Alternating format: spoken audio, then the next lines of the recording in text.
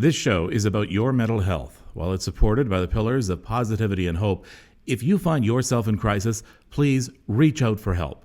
In many communities in both the United States and Canada, you can dial 211 to be connected to mental health and crisis services in your region. While it may seem like it at times, you are not alone. I'm a huge Brooklyn Nine-Nine fan, and if you are as well, you'll recognize this clip. Not a doctor. Shh. Fremulon. That's the calling card of Fremulon, the production company responsible for the show.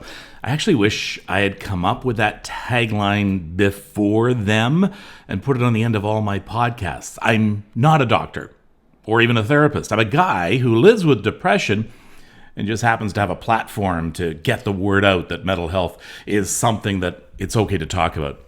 Well, for years, I've been a fan of my guest, who also is not a doctor, but also has helped so many people living with depression using his platform. My guest, MICHEAL LANDSBERG, sick, not weak, right now on The Happy Molecule.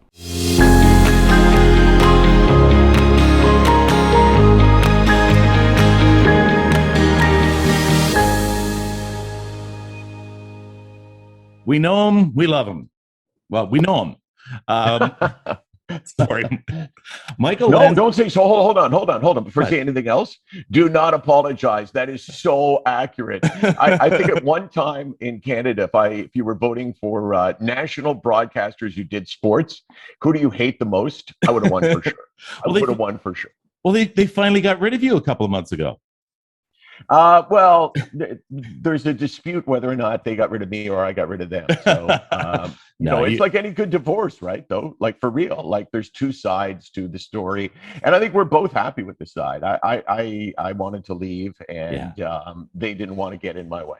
Well, you know what? And I would not want you to leave. I know that's a big loss for TSN and for Canadian sports broadcasting, but you're not gone.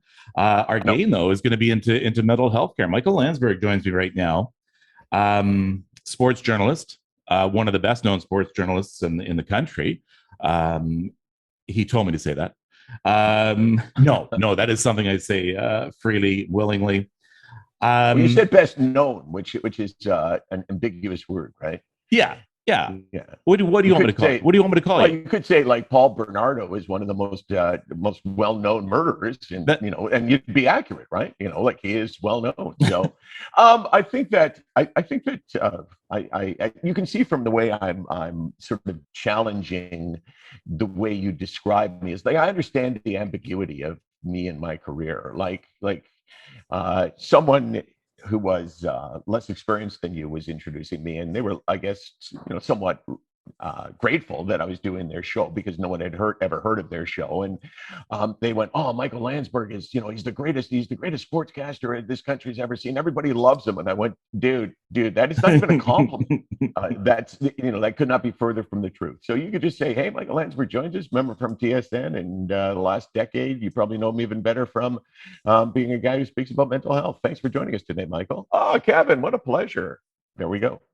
MICHEAL, all right, I'm hosting the show right now. You can't take over. Well, you think I can't, but apparently I can. You do an incredible job in that. And I think what we're going to be doing in this podcast, in this particular episode, is comparing notes, because I think we have found ourselves on the same side of this battle, where we live with depression. And I like to say I live with depression rather than suffer from depression. We live with depression, but we also like to share our stories, not to try and appear brave or look at me, but to tell people, hey, it's okay to share your story. I have literally nothing to add to that. That describes exactly how I see it. Exactly. Like I'm not telling people, like I actually say when I give a speech in front of crowds in the old days when you used to speak in front of crowds, that I would say, how many of you think I'm brave? And everybody puts up their hands. And I say, look, well, first of all, you got to know that I'm going somewhere with this because you look like a jerk. Can you imagine how many people think I'm brave? Oh, all of you. You're right. You're right. I'm so brave. It's like, so everybody puts up their hands, some obligated, but others see it as brave, right? And I look at it as first of all, the easiest thing in the world for me. Like it was never a challenge in any way. My sort of coming out was October of 2009 when Stefan Riche was a guest on Off the Record. And I had read that he had battled depression, and I had battled depression. That's the word I tried to use, not suffered from, but battled, because suffered from just sounds like, I don't know, it sounds like you're waving the white flag. I'm battling it, right? You're battling it. And I had never spoken about it on Off the Record before that because I thought no one would care. Honestly, Kevin, I thought it was like, why would I talk about it? You know, people already, they're going to go for sure on Landsberg, just wants our sympathy. You know, he wants us to like him, so he's given us this BS. So it was the easiest thing in the world. By chance, I interviewed Stefan Riche, this hockey player who had battled depression, and I thought, make an interesting question. And I asked him, you know, how you doing? And I mean, this story has so many amazing twists and turns. And I mean, this is like a tease for more details, but you'll have to bring me back to give the exciting conclusion of this story. 22 people emailed me afterwards, and 20 of them were men. And they all said that it was just really powerful to see two men speaking about depression without shame and embarrassment. And one guy emailed me 2 years later. We all corresponded. Like I got back to all these people like a normal person would. And 2.5 years later, this guy messaged me and said, I never told you, but I was in the process of ending my life when you responded to my email. And that story went back and forth. And then there's a Mike Babcock story in the middle where I was hosting an event in Saskatoon, and Tyson Williams of North Battleford, Saskatchewan came. I invited him to be my guest at this thing, right? And it turns funny, like from the moment that he didn't end his life and he did find his way back. And here's the conclusion of the story. He asked me to be the best man at his wedding, and I had never met him before. Actually, I met him that one time at Babcock's event. It's like kind of like the story of my life when it comes to mental health. Were you the best man at his wedding? I traveled to Prince Albert, Saskatchewan. I don't know if you know Saskatchewan at all. No, I've seen it on a map. Yeah, PA. Yeah, it's somewhere, you know. See, those Western provinces, they get confusing. Like Manitoba, Saskatchewan, or Saskatchewan. Oh, you know, it's like, okay, you know, like, so he, PA, as we who are in the know call it, is I guess it's about an hour and a half, 2 hours north of Saskatoon. Like everything is measured from Saskatoon. That's right. Yeah. Right. Yeah. And then so he decided that he was going to have his wedding not in Prince Albert, but in Spruce Home, Saskatchewan, which is now like another hour and a half north. So it was. So that's 2.5 hours to 3 hours north of Saskatoon. North of Saskatoon, right? Which is like, you know, that's way down south. Anyway, it was an amazing culture experience. He's a friend of mine. He's gone out and started talking about mental health, and it really represents probably the most significant story of my non-family life. What was your first encounter with a mental health issue? My first encounter was, I kind of have two separate encounters that I'm sure are intertwined. But when I was as young as I can remember, I suffered from anxieties. I had some fears. I mean, there were times when I just didn't feel right, and I didn't know why.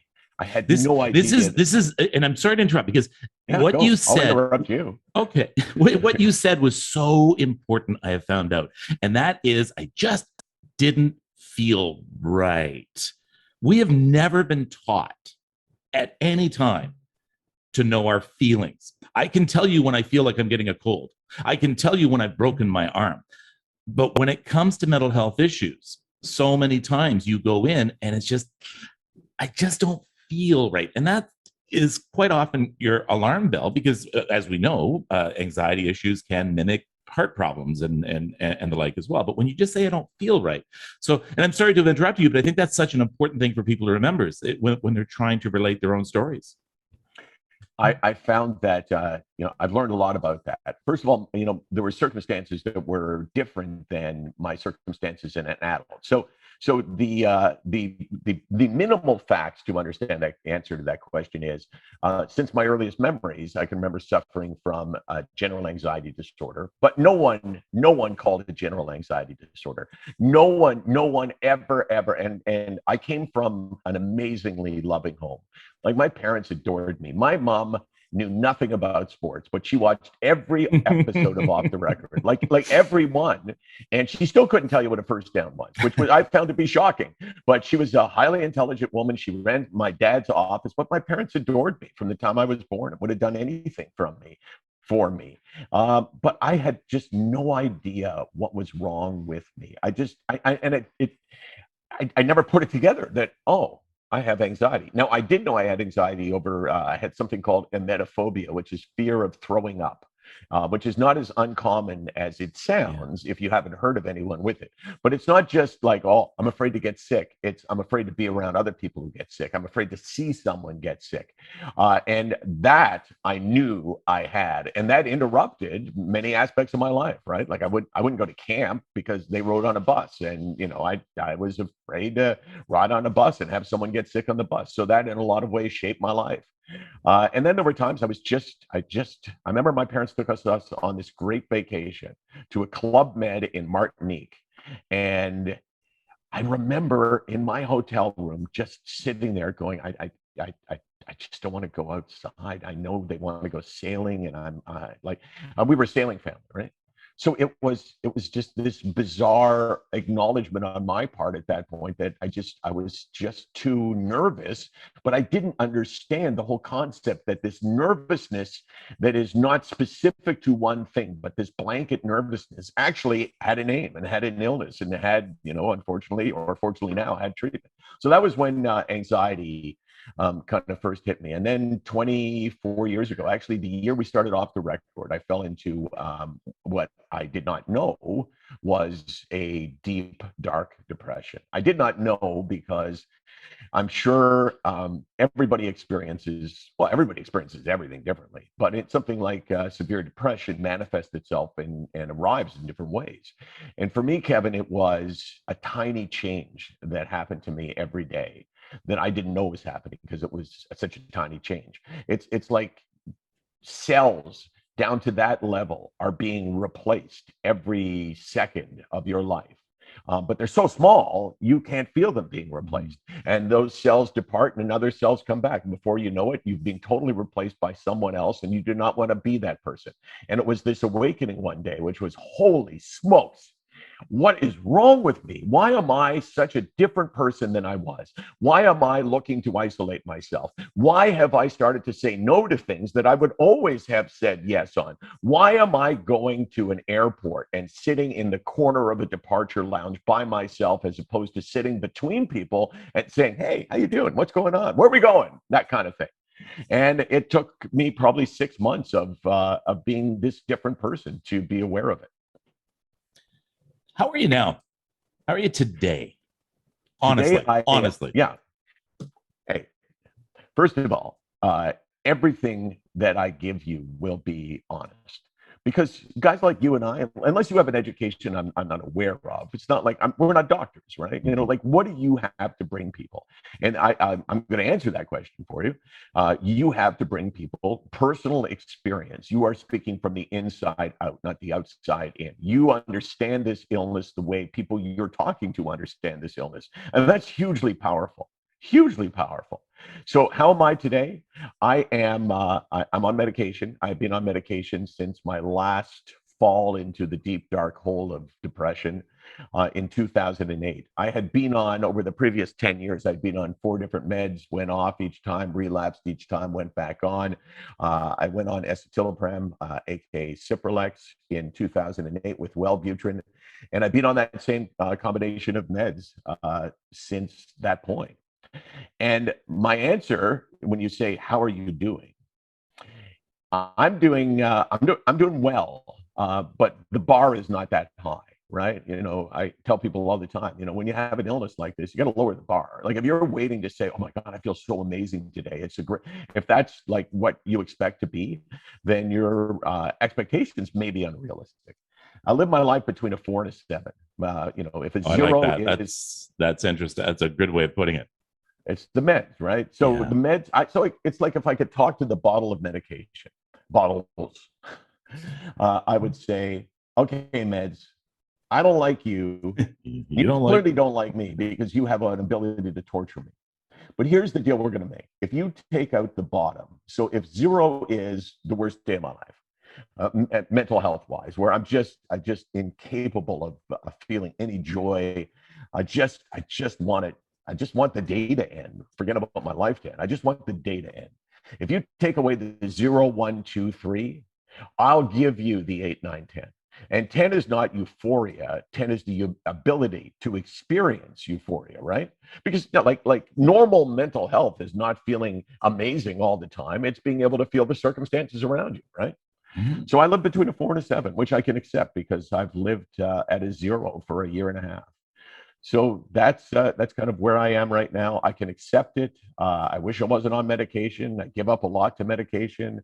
I dislike medication, but I need the medication, and I've learned to love the thing that I hate the least. I hate the medication less than I hate the illness. And I'm not asking in any way for you to endorse this, so I'm just going to say it separately. I have a brand new sponsor, Inagene, and what they do is they will get a DNA sample from you, simple cheek swab, and they tell you what medications you are allergic to or won't work for you when it comes to mental health. And we're going to be talking more about that on my show next week. I'm going to be talking to a doctor about medication next week. And therein, one of the big problems is that it seems that the medical community just wants to fight it with medication. Take this, you'll feel better, see you later.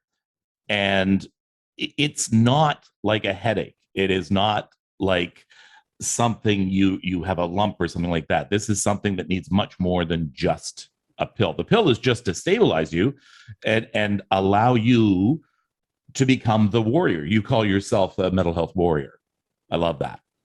So the medication is to sort of give you some armor and send you out into battle. It's not going to win the battle for you. You still have a lot of work to do.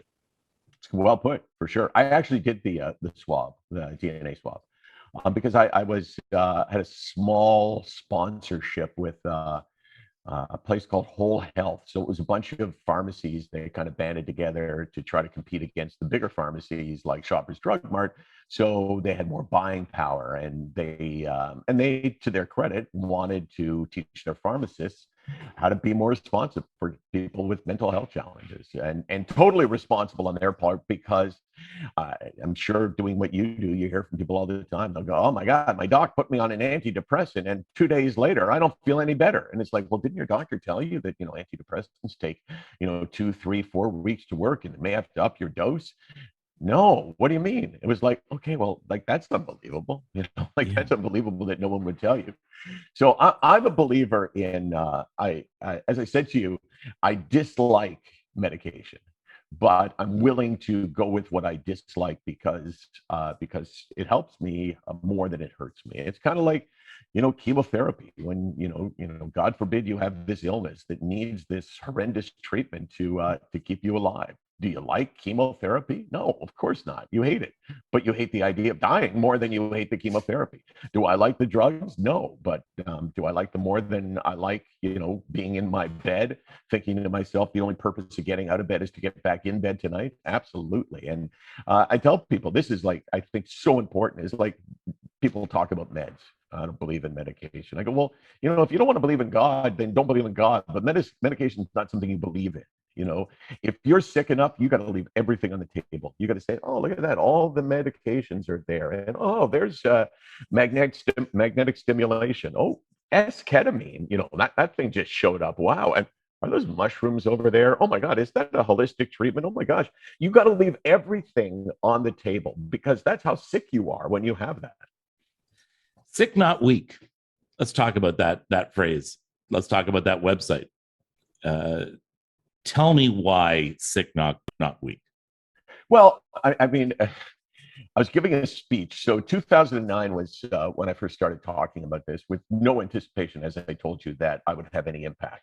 So I'd like to tell the story by saying, in 2009, I realized there was a world of hurt out there, and people were in pain because they felt the stigma of mental illness. And I decided I was going to, help them with it.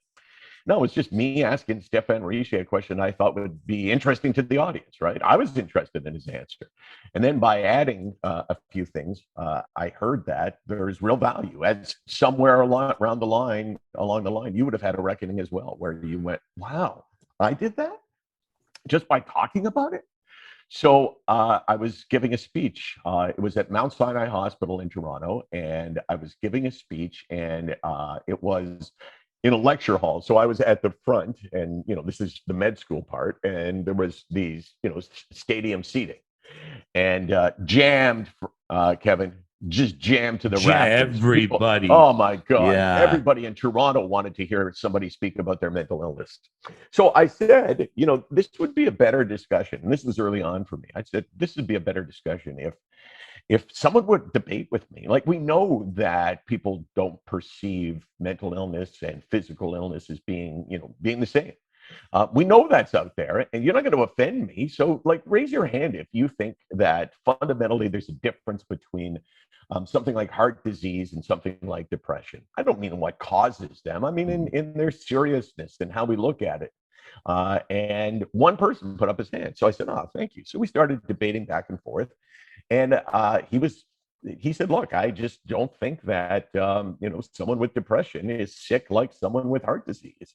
And I said, okay, I'd like to respect that, because that's what people think. And we debated back and forth. And at the end, I said, just something to think of, that, I'm sick, but I'm not weak. And the way you've expressed mental illness is that it's a weakness. And I'm here to tell you that this is not a weakness, that it's not self-inflicted, that it's not something we've allowed to happen to ourselves. And it's not something that we can will away by the strength you imagine you have. I kind of call it the arrogance of the healthy brain, right? Oh, people who've never been through it, some of them would go, oh, I've been through depression, just like Kevin. But I didn't need to come out and tell the world that. I didn't need to leave my job. I didn't need to go on medication. I don't know what your history is. I just sucked it up and said, you know what, Jim? I'm referring to myself as Jim. You know what, Jim? It's not going to take us down. We're too strong for that. And that's where I think the stigma is. So sick, not weak. And I encourage people to check out SickNotWeak.com. What are they going to find there? I think, well, they're going to find a lot of me, and they're going to find a lot of different stories. We publish stories every day from people either that write for us, meaning, hey, I got a story I'd like to write, or stories that we steal from other really good websites that have stories that relate to mental health, that tell important stories. I do a video blog most days, the Daily Lands blog. What a great title. It's all downhill, by the way, after the title. The title is magical. And then it's, let's watch Michael talk for 2 minutes and less than 2 minutes and 20 seconds. And watch for us on social media. I think that's one of the most powerful places a guy like me can hang out on, especially Twitter, where you can tweet. Like, I'll tweet after this. I'll tweet, hey, I was talking to a new buddy, Kevin Frankish, and I was going to say we were comparing battles, but he didn't tell me anything about his battle. I'll tell you. But I want to hear. But I will. I don't know how long. I don't know how long. At Hey Landsberg, by the way, is it at Hey Landsberg? Have I got it right? It is. Okay, so Twitter, at Hey Landsberg. And the guy will answer you. He has nothing else to do. Nothing else. He's out of work. Yeah, well, or maybe I'm doing things, Kevin, that go against my non-compete agreement with TSN, that if I said it on the air, I would be in a lot of trouble right now. Maybe TSN, you should be looking at what I'm doing. But is a podcast on the air? Does that... That was disputed. The non-compete thing, which all broadcasters have, non-compete. Podcast is not written into. They were good with me, so I have nothing but complaint. When OTR was canceled in 2016, they could have said, okay, Michael, you had a great run at TSN, you did Sports Desk, you did this, you did that. I could list all these things for you if you'd like them in the future. But everybody has an expiration date, and I wouldn't have thought, oh my God, I can't believe they don't give me a chance. 25 years, that's all I get, or whatever it was. But they, I think, in a lot of ways, created this job for me to host morning radio in Toronto, and for that, I'm very appreciative. And like I said, they could have just cut me loose, and no one would have said, "I can't believe that," that you get rid of Landsberg at this point. So good for them. I have a story similar to yours. It was 2006 on the air. I didn't feel right. Just didn't feel right. And the only thing I thought is, I have to go home. I have to get out of here. I don't know what's going to happen to me here on air, so I have to go home. And I did. They went, "What?" I said, I'm leaving. I can't stay. What? And I just left, got in the car, started crying. Cried on the way home. I thought it was over. I thought, that's it. This is the end, my friends. I can't go back on air. I know I can't go back on air. I don't even know what's happening to me right now. I've lost it. I have to commend Tina Cortez, who was the news director at the time, who called me and had just said, "Hey, it's okay. Take your time. Let's figure this out. Don't make any rash decisions right now." So yeah, I finally, it took a while because of that. At 2006, we have advanced so far, by the way, since even 2006 in our understandings and acceptance of mental health. But I finally realized, yeah, this was a panic attack. This, whatever we want to call it, an anxiety attack. And so I was diagnosed with severe depressive disorder and generalized anxiety disorder. And then I went back on the air. I said, that's it, getting back on the air. I had no other intention other than to explain to people why their news guy left in the middle of the show yesterday. And so I explained to people. I said, I think I have some sort of depression or some sort of anxiety disorder. And that was it. Okay. And I moved on. That day, about 1,500 emails came in over the day to me, to the station, all with almost the same kind of message. I thought I was the only one with that. I had no idea. I've been keeping it to myself. I didn't want people, and if I tell someone, they just can't see it, and they poo-poo it. And it's then that it hit me. Everyone feels alone. This is the number one health crisis in the world, and everyone feels they're the only ones, and they feel alone. And I said, here I have a platform in order to reach out to people who, some for decades, had been hiding and living with this problem on their own, and say, no, you're not alone. And to me, I think that is the most important message that people like you and I can get across to people. And that is, you're not alone. You got this, but you're not alone. Do you agree? The loneliness part of it? So much of what you just said are, not only is it similar to my own story, yours was first, so you can take credit for it. So if one of us is mimicking the other, it would be me mimicking you. Well, it's funny. I mean, even though you're much older than me. Yeah, you know what? You're just way ahead of me, though. I mean, like, yeah. Just the things that you talked about, it was like, wow, you're shocked that there was that, and the impact that you had on people, just not from and the surprise that what you were doing actually had this like real value for people. Like, that was, for me, that was exactly the same way. It was like, what? I was at a restaurant with my wife and her family in Yorkville on the night of the Stéphane Richer show. And no, I'm sorry, it was the day after. The Stéphane Richer show goes to air, and at 6:30, when the show ends, people start to email the show, but I don't see it until the next day. And the next day, my buddy Chris Hunick, who's working on the show and looks at the emails, goes, "Hey, you should see these emails." And I said, like, why? Because, we got a lot of emails. Most of them were, "You suck, Landsberg. If I find out where you live, I'm sorry to have written that to you. I just felt I needed you to know that you sucked. Yeah, but don't be sorry for that. I respect that. So he said, "Look at these," and was like, wow. There was 22 of them, and they were all from 20 of them were from men. And they all essentially said the same thing, that it was the first time in their life they've seen two men talking about mental health challenges without shame and embarrassment. And because of that, all 22 of these people were telling me that they had battled as well, but didn't think they could tell anyone. I mean, this one guy said, "Can you imagine, Michael, I've battled severe depression for 10 years. My dad battled severe depression all of his life. My dad drank all of his life. My dad never smiled once. We all knew that he was sick. We all knew that he had to try and get help. But he said, men don't do that. So he gave up his life to his illness. He didn't kill himself. He just lived his life without feeling the joy that he could have felt. And he said, now I'm my dad. And now I'm not going to be my dad because I saw you guys and I went, shit, those guys don't sound like losers. Those guys don't sound like, oh, that's something I would never want to be heard saying that. If you say it with strength, you empower other people to say it with strength. The fear is not so much, just the illness. The fear is the perception of weakness. And if you sound weak, if we had gone on the air and I'd said, Stefan, I don't know why I get like this. It's like, I shouldn't feel this way. And, I should be more thankful for what I have. And I don't know why I let this happen. That sounds like weakness, right? And no one wants to be perceived as weak. So your story and my story are very, very similar. Not surprising because you and I both learned that, presenting yourself in an open and raw way on the air without seeming ashamed or embarrassed. And I've seen like your clip from that show, the last thing you seemed like was weak.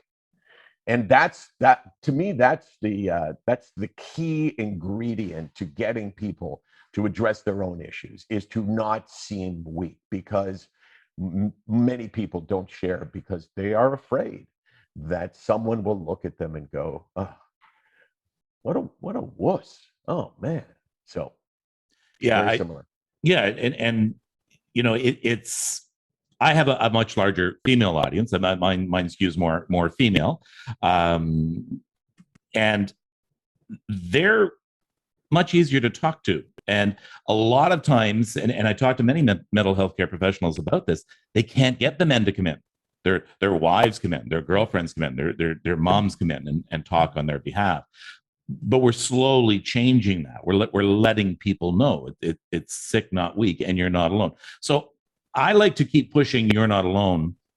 What's the one phrase that you keep pushing, do you think? I don't like you're not alone.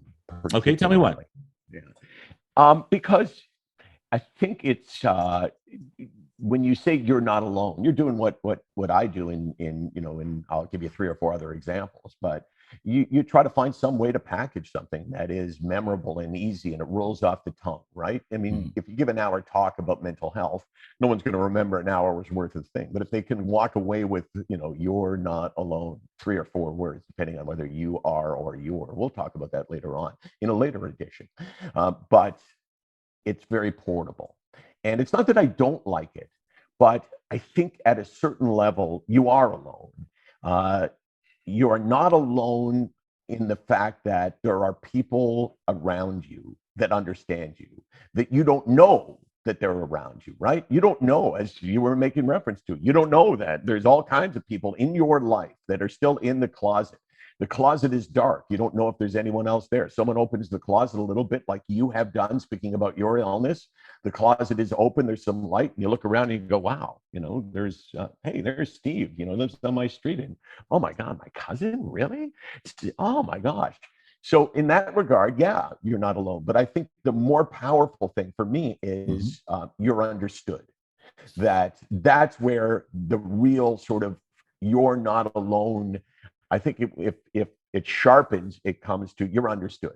I mean, you're still fighting this 4 o'clock in the morning. You're still by yourself, right? You're lying in your bed and you're having, a panic attack, or, the alarm goes off. You haven't really fallen asleep, and you got to get out of bed because you got a job, and you got to go do your job, but you're thinking, oh God, I just don't have the strength to fight for the next 12 hours. The only reason why I'm getting out of bed is so it'll be closer to the time I can get back into bed. And it helps to know that this is not your laziness, this is not your choice, that somebody understands you. That's kind of the way I look at it. Very similar, but so you're understood. Sick Not Weak, obviously, the name of our foundation, obviously, is a statement as well. I'm sick, not weak. Because I do really believe that the stigma arises from the perception of weakness, right? People don't want to be seen as weak, so they don't want to talk about it. And people see others as weak because they have this illness, and people are afraid for that. We got proud of the shower. This is on a bad day when you're thinking, gosh, I'm just having so much trouble getting out of bed and doing anything. You got to be proud of yourself when you do something, because the recovery from severe depression is not an all or none. It's a process, right? And you have to celebrate victories along the way, because it encourages you to take the next step and celebrate another victory. So be proud of the shower. Even though if you went to work and you said, hey, everybody, I'm so proud of the fact that I had a shower, they would look at you like, who would say that? But you know who would say that is a guy like you or I, who would be looking at it and thinking, okay, well, this was really hard for me. So they're proud of the shower. Do you swear on this podcast? No fucking way. Okay, well put. So I got a thing called fuck the walk. The walk is this suggestion that people make to you, Kevin.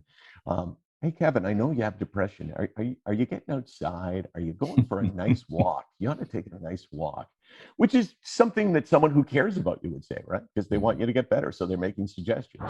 But the walk is a terrible suggestion. And as a result, it represents something many of us hear and all of the other terrible suggestions. So it's like, fuck the walk. And that means, fuck the good dinner we're going to go out for, or giving me a gift, or sucking it up, or making a list of the good things in my life, or just feeling happy. All those suggestions you get, fuck them. And I think you bring, and this is another, I guess, part of the demographic I'd like to go after and really try and educate and to spread the message.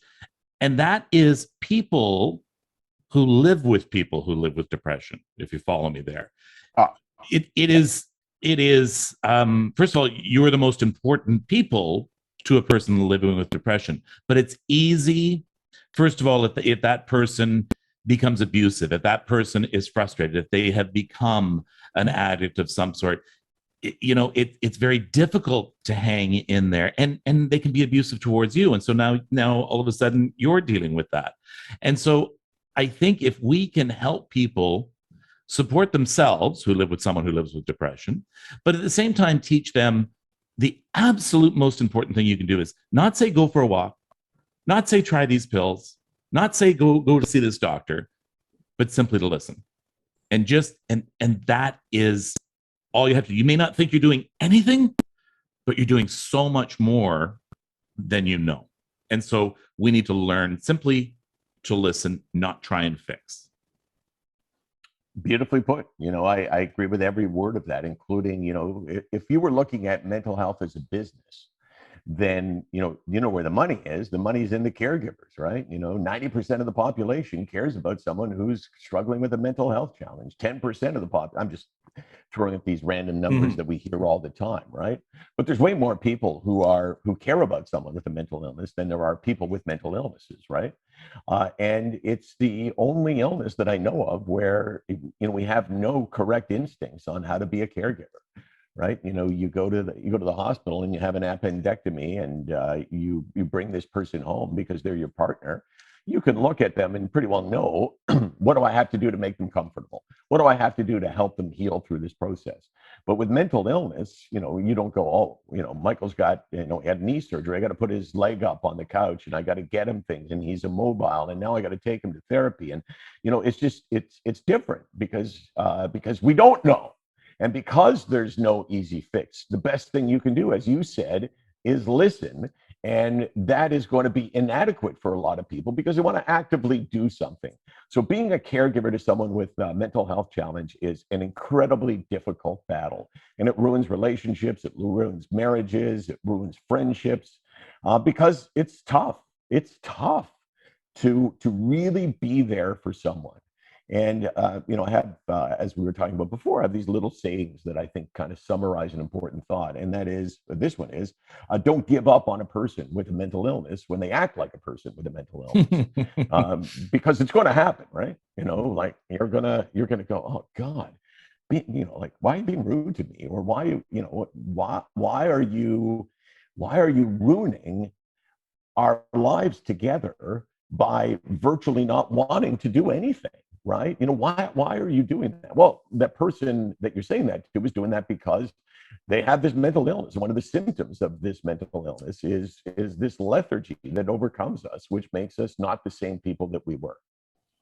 You talked about hospitals, and I always say to people, one of the absolute worst places in the world you can go if you are having any sort of mental health issue, if you're having some sort of a breakdown or a manic episode, the worst place you can go is a hospital emergency room, because they do exactly what you were talking about.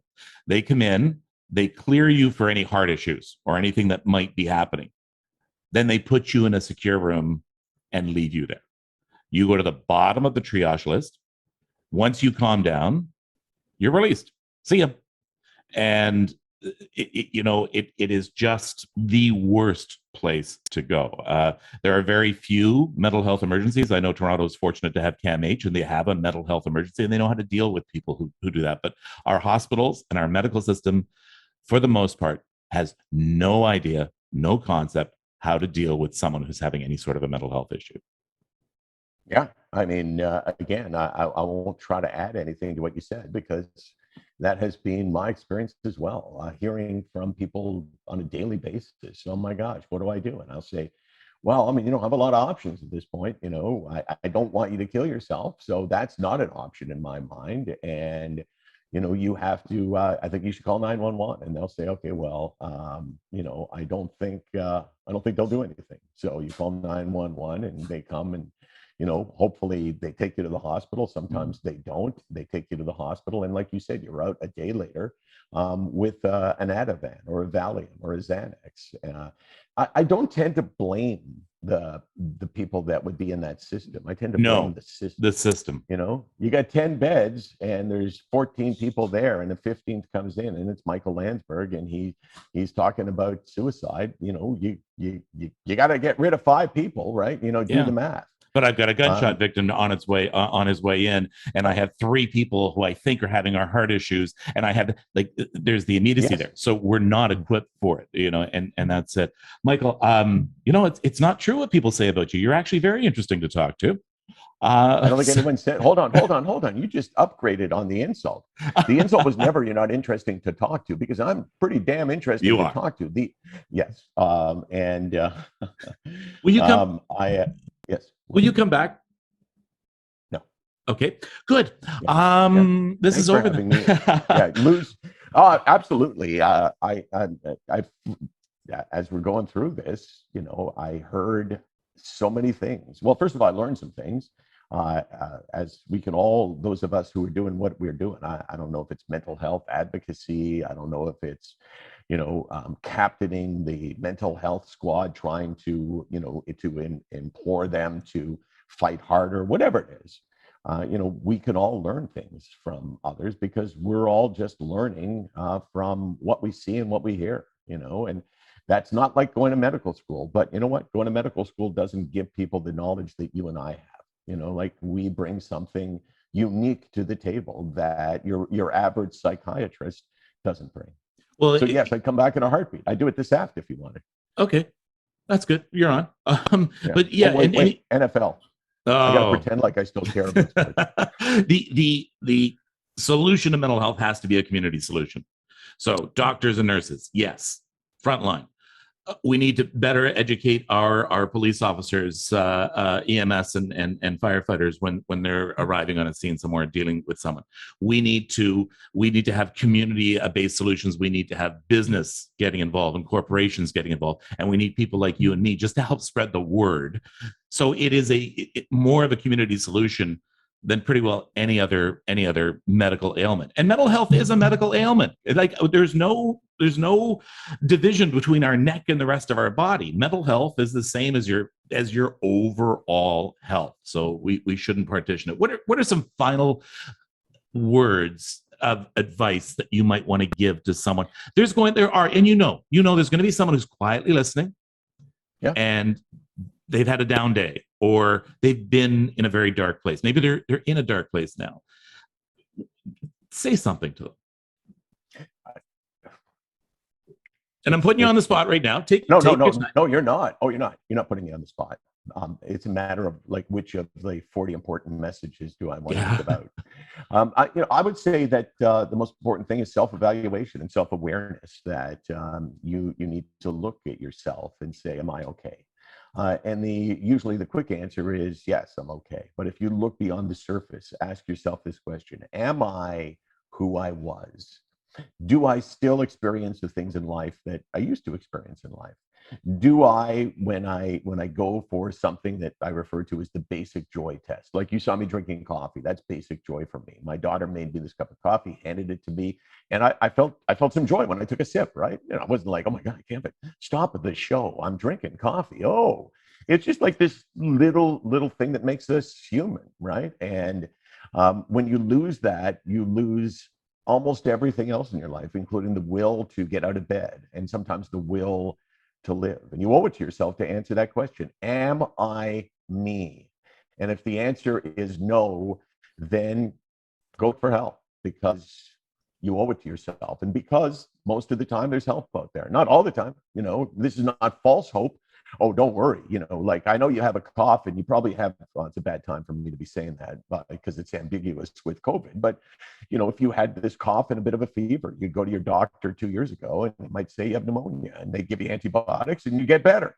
That's not what this is. It's a process, and it can be a really difficult one, but you got to start the process. Ask yourself, am I me?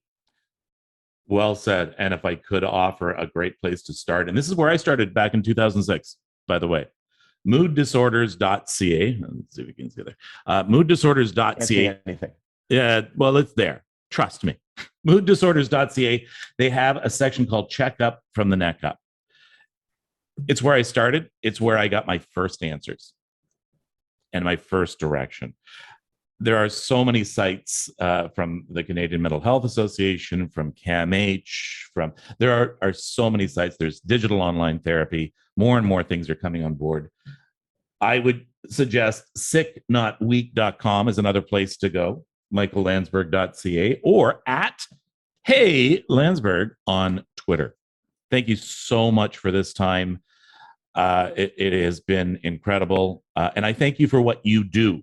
You're a trailblazer in this in many ways. And I really thank you for the direction you chose to go in with this. Yeah, as do you. And as I would add that you're welcome for doing this. But also, this is, as you would say, this is what I do, right? This is an hour to talk to someone who's more educated on the topic than almost anyone that I've talked to, right? I mean, you see the beauty of what you and I have, besides the fact that the illness sucks so much, is that we have spent our lives as broadcasters learning to get information from our heads to our mouths and out. And that's an important dynamic that doesn't exist for a lot of people who are not comfortable speaking. So you and I are the chosen two to go forward with this message. It's you, me, and Moses. Moses screwed up, threw the 10 commandments down, couldn't lead the tribe to Israel. So he fucked up. So the question is, will we fuck up with our message? And I'd like to think no. I hope not. Power to you. Good mental health to you, Michael.